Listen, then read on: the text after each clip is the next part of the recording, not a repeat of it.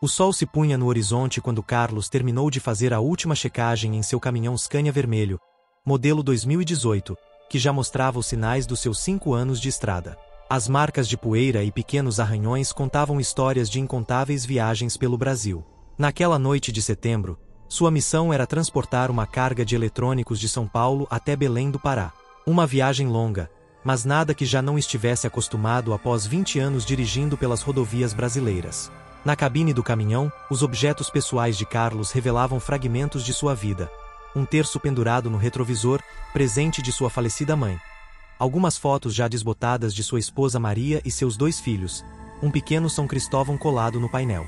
No porta-luvas, guardava cuidadosamente seus documentos e um caderninho gasto onde anotava as coordenadas das melhores paradas para caminhoneiros. Vai ser uma viagem tranquila, pensou Carlos, ajustando o GPS novinho que havia comprado no mês anterior. O aparelho indicava que, seguindo pela rota tradicional, chegaria em Belém em aproximadamente 3 dias. Ligou o rádio, sintonizando sua estação favorita de música sertaneja, e iniciou a viagem. As primeiras horas transcorreram normalmente. O céu foi escurecendo gradualmente, e as estrelas começaram a pontilhar o firmamento. Carlos conhecia bem aquele trecho da estrada, cada curva, cada posto de gasolina, cada restaurante à beira da rodovia. Parou em um posto para abastecer e tomar um café forte, conversando brevemente com outros caminhoneiros que também faziam sua pausa. Foi durante essa parada que ouviu pela primeira vez sobre os estranhos acontecimentos na região. Um grupo de motoristas discutia sobre um colega que havia desaparecido na semana anterior. Simplesmente sumiu, diziam. O caminhão foi encontrado abandonado, sem nenhum sinal de acidente ou violência. Carlos não deu muita importância. Histórias assim eram comuns nas estradas, geralmente exageradas após passarem de boca em boca. Voltou para a estrada por volta das 22 horas. Foi quando as coisas começaram a mudar. Primeiro, foi o rádio. A música começou a falhar, substituída por uma estática irritante. Carlos tentou sintonizar outras estações, mas só encontrava ruído. Desistiu e decidiu seguir em silêncio. Em seguida, foi o GPS. A tela começou a piscar de forma errática, mostrando coordenadas impossíveis e rotas que não faziam sentido. Carlos deu alguns tapinhas no aparelho, mas nada adiantou. Tecnologia, resmungou, nunca se pode confiar totalmente. Não estava preocupado, conhecia bem o caminho. A temperatura dentro da cabine começou a cair inexplicavelmente. Carlos ligou o aquecedor, mas o frio persistia, um frio que parecia vir de dentro dos ossos. Uma névoa densa começou a se formar na estrada, algo incomum para aquela época do ano. Os faróis do caminhão cortavam a escuridão com dificuldade, revelando apenas alguns metros à frente. Carlos reduziu a velocidade, tentando manter a calma. Foi quando avistou a placa. Enferrujada e parcialmente coberta por vegetação, mostrava uma numeração que fez seu coração gelar. BR-666. Algo estava errado. Muito errado. Aquela rodovia não existia em nenhum mapa oficial. Carlos tentou se orientar, procurando algum ponto de referência familiar, mas a névoa havia engolido tudo ao seu redor. O asfalto sob as rodas parecia diferente, mais escuro, quase negro como breu. As luzes do painel do caminhão começaram a piscar sem explicação. O velocímetro girava descontroladamente, mesmo quando Carlos mantinha a velocidade constante. O odômetro mostrava números impossíveis, como se estivesse rodando a milhares de quilômetros em poucos minutos. Foi quando viu o primeiro vulto. Uma sombra que cruzou rapidamente a estrada, rápida demais para ser um animal. Carlos piscou várias vezes, tentando convencer-se de que era apenas cansaço. Mas então viu outro. E outro. Sombras escuras que pareciam dançar nas margens da rodovia, sempre fora do alcance direto dos faróis. O telefone celular não tinha mais sinal. O relógio digital do painel mostrava números aleatórios, como se o próprio tempo tivesse perdido o sentido naquela estrada. Carlos começou a suar frio, apesar da temperatura gelada. Seus anos de experiência nas estradas não o haviam preparado para isso. Tentou fazer um retorno, mas percebeu que a estrada não tinha acostamento, apenas uma escuridão impenetrável de ambos os lados. E conforme avançava, começou a notar algo ainda mais perturbador. Carcaças de veículos abandonados começaram a aparecer nas margens da rodovia.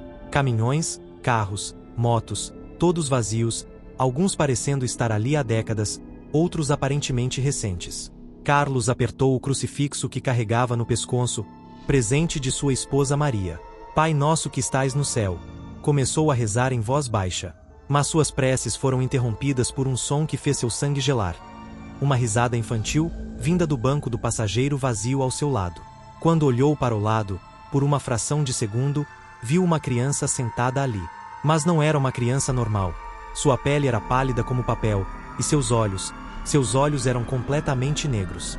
Quando piscou, a aparição havia sumido, deixando apenas um frio ainda mais intenso no ar.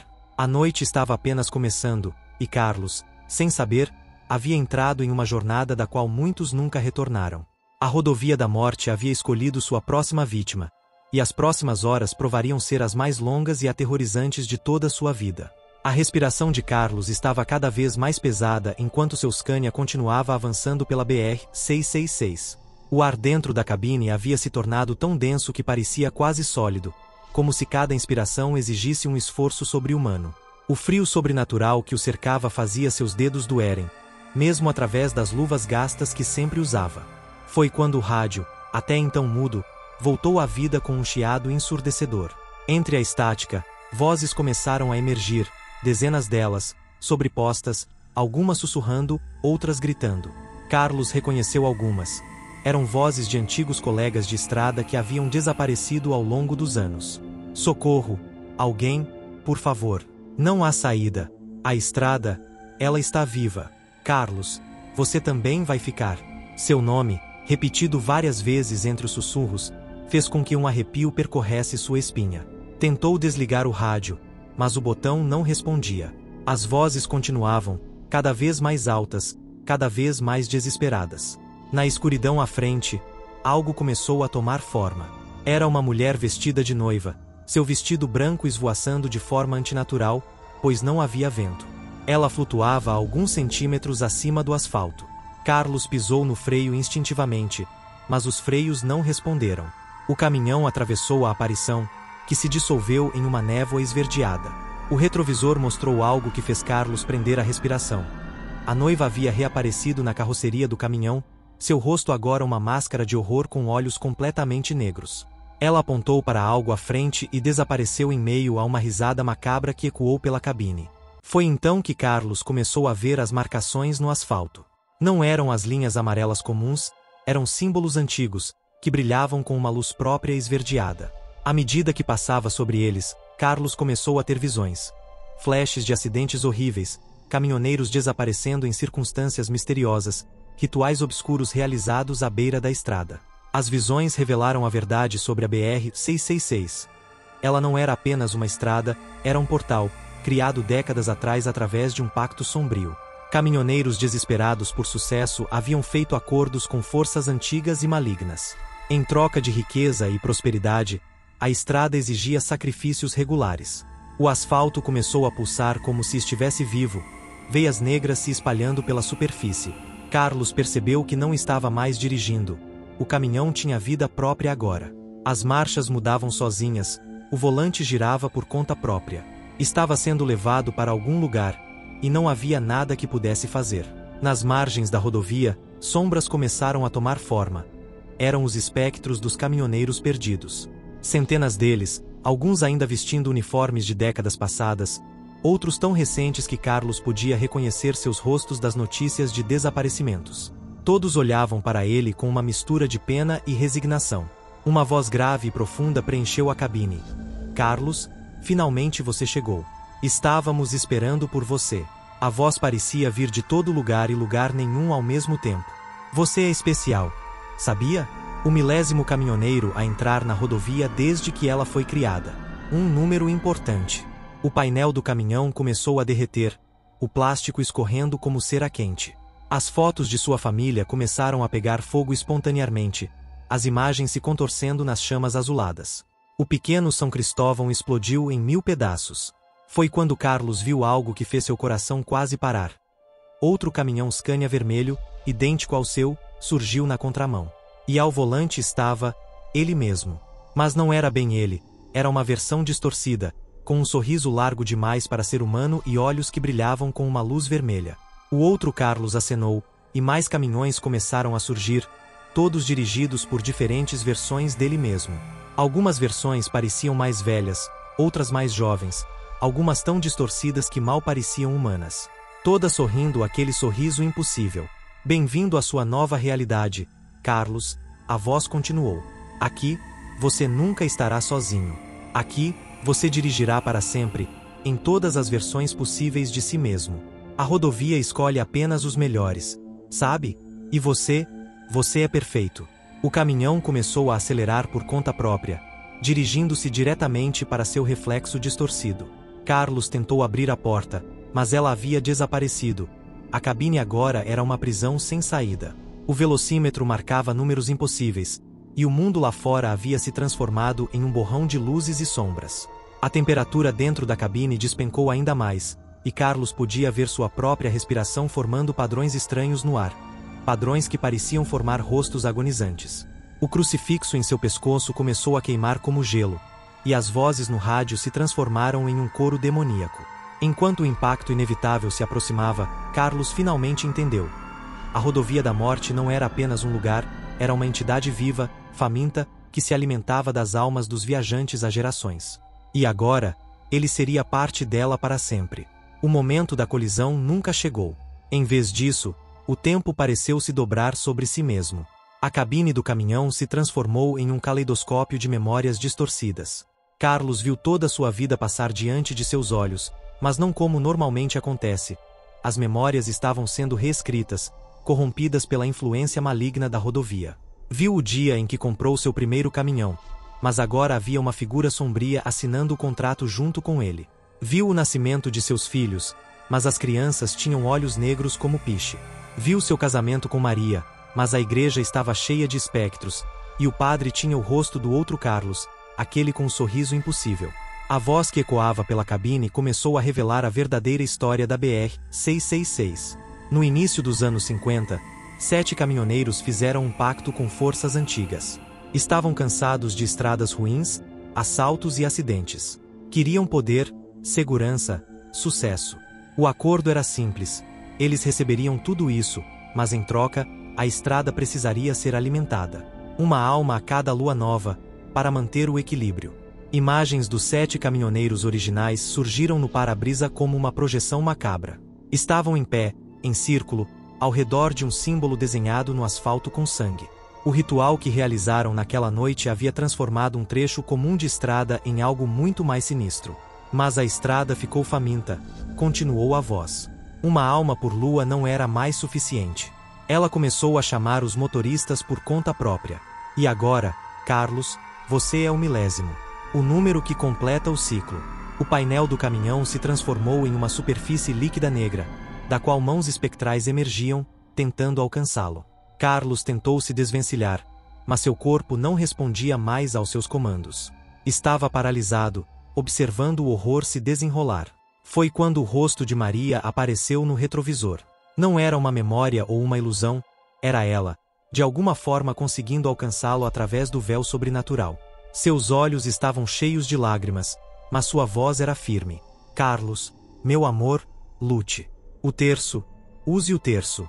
O terço que sua mãe havia lhe dado começou a vibrar em seu pescoço. Carlos conseguiu movimentar uma mão, agarrando-o com toda a força que conseguiu reunir. Uma luz dourada começou a emanar das contas, repelindo as sombras que tentavam alcançá-lo. As múltiplas versões de Carlos que dirigiam os outros caminhões começaram a gritar, suas formas se distorcendo ainda mais. O asfalto embaixo do caminhão rachou, revelando um abismo de escuridão absoluta. Você não pode escapar, rugiu a voz da estrada. Ninguém escapa. Esta é sua nova realidade. Sua nova eternidade. Mas Carlos começou a rezar. Não eram as orações decoradas de sua infância, eram palavras que vinham do fundo de sua alma, carregadas com o amor por sua família, com as memórias verdadeiras de sua vida, com sua humanidade. O terço brilhava cada vez mais forte, e através de sua luz, Carlos começou a ver outros pontos de luz na escuridão. Eram os outros motoristas, não suas versões corrompidas, mas suas verdadeiras almas, presas há tanto tempo naquele limbo. Chega, gritou Carlos, sua voz carregando uma força que não sabia que possuía. Vocês não podem ter mais ninguém. O terço explodiu em um clarão de luz dourada. Por um momento, todo o horror sobrenatural foi exposto. A verdadeira forma da entidade que controlava a rodovia, os espíritos presos, o portal dimensional que havia sido aberto décadas atrás. As almas dos caminhoneiros presos começaram a se libertar, subindo aos céus como estrelas cadentes. Os símbolos malignos no asfalto começaram a se apagar. As versões distorcidas de Carlos se desfizeram como fumaça ao vento. A estrada rugia e se contorcia, tentando manter seu domínio, mas era tarde demais. O ciclo havia sido quebrado. O milésimo sacrifício, que deveria completar o ritual e tornar o poder da rodovia permanente, havia se transformado em sua destruição. Carlos sentiu seu caminhão começar a cair no abismo que se abria. Fechou os olhos, apertando o terço com força, pensando em Maria e seus filhos. A manhã seguinte amanheceu clara e ensolarada. Uma patrulha rodoviária encontrou o caminhão de Carlos estacionado no acostamento de uma estrada comum. O veículo estava coberto de uma camada grossa de poeira, como se tivesse ficado parado ali por anos. Dentro da cabine, encontraram Carlos desacordado, mas vivo. O GPS marcava coordenadas impossíveis, e o odômetro mostrava quilômetros suficientes para dar várias voltas ao mundo. O terço em seu pescoço estava quente ao toque, e as contas pareciam brilhar levemente sob a luz do sol. Quando acordou no hospital dias depois, Carlos contou sua história. Ninguém acreditou, é claro. Mas nos meses seguintes, famílias de caminhoneiros desaparecidos começaram a encontrar closure. Sonhos onde seus entes queridos se despediam, finalmente em paz. A BR-666 nunca mais foi vista. Os mapas não mostram nenhuma estrada naquela região, apenas uma extensa área de mata fechada. Mas os caminhoneiros mais antigos ainda contam histórias. Dizem que em algumas noites, quando a lua está nova, é possível ver luzes estranhas entre as árvores. E se você prestar atenção, talvez ouça o som distante de motores, os últimos ecos de uma estrada que quase conseguiu completar seu ciclo maligno. Carlos nunca mais dirigiu um caminhão. Aposentou-se e passou a se dedicar à família. Mas toda noite, antes de dormir, ainda segura o terço de sua mãe e agradece. Porque ele sabe que foi escolhido não para ser a milésima vítima, mas para ser o libertador de centenas de almas presas. E em algum lugar, nas profundezas da noite, a entidade que criou a BR-666 ainda espera, procurando por novos caminhos, novos pactos, novos motoristas desesperados por sucesso. Porque algumas histórias nunca realmente terminam, elas apenas esperam o momento certo para recomeçar.